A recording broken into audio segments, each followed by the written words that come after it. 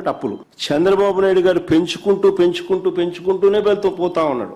CAG నివేదిక 2024-25 మొత్తం ఆర్థిక సంవత్సరాన్ని కవర్ చేస్తుంది. ఏ పార్టీ అధికారంలో ఉన్నా ఆ మొత్తం ఆర్థిక సంవత్సరానికి ఇచ్చింది. అప్పుల సంఖ్యలో 2024 ఏప్రిల్ మేలో వైసీపీ గవర్నమెంట్ చేసిన అప్పులు కూడా ఉంటాయి. సో ఏప్రిల్ మే నెలలో వైసీపీ ప్రభుత్వం అధికారంలో ఉంది కాబట్టి 2024లో జూన్ నెలలో మేము వచ్చాం కాబట్టి జగన్మోహన్ రెడ్డి గారు ఇక నుంచి కనీసం మీరు అప్పుల గురించి మాట్లాడేప్పుడు మీ అధికారంలో ఉన్న నెలల్లో అప్పులు తీసేసి మాట్లాడండి. ఏముంది 2 నెలలే కదా ఏముంటాయి అని అనుకోవచ్చు. కానీ మహానుభావుడు పోతూ మొత్తం అన్ని అప్పులు చేసిపోయాడు.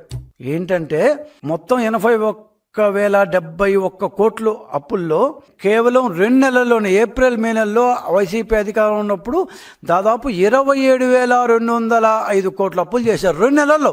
ఏప్రిల్ 2024-25 మే 2024-25 2 నెలల్లోనే 27,205 కోట్ల రూపాయలు అప్పులు చేశారు. మొత్తం 81,000 క్రోడ్స్ అయితే దాంట్లో 2 నెలల్లోనే పోతూ 27,205 కోట్ల రూపాయలు అప్పులు చేశాడు. ఏం చేసావయ్యా బాబు? పొదు 4,300 కోట్ల రూపాయలు ఫీజు రియంబర్స్మెంటు అప్పు పెట్టేసిపోయావు. 1,35,000 రూపాయలు వెండర్లకి, టీచర్లకి, డిఏలకి, కాంట్రాక్టర్లకి వీళ్ళందరికీ అప్పు పెట్టేసిపోయావు. ఇవంతా చేయకుండా ఏం చేసావు దేవుడి కనుక? ఏమేమి చెల్లింపులు నీ కావాల్సినలోకి చేసుకున్నావో.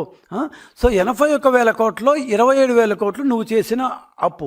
అంటే ఆ 2 నెలల్లోనే మొత్తం అప్పులో మీరు 33.5% అప్పు చేసిన గనుడు నువ్వు. ఆ అప్పంతా మా మీద దోసేస్తూ ఉంటావు.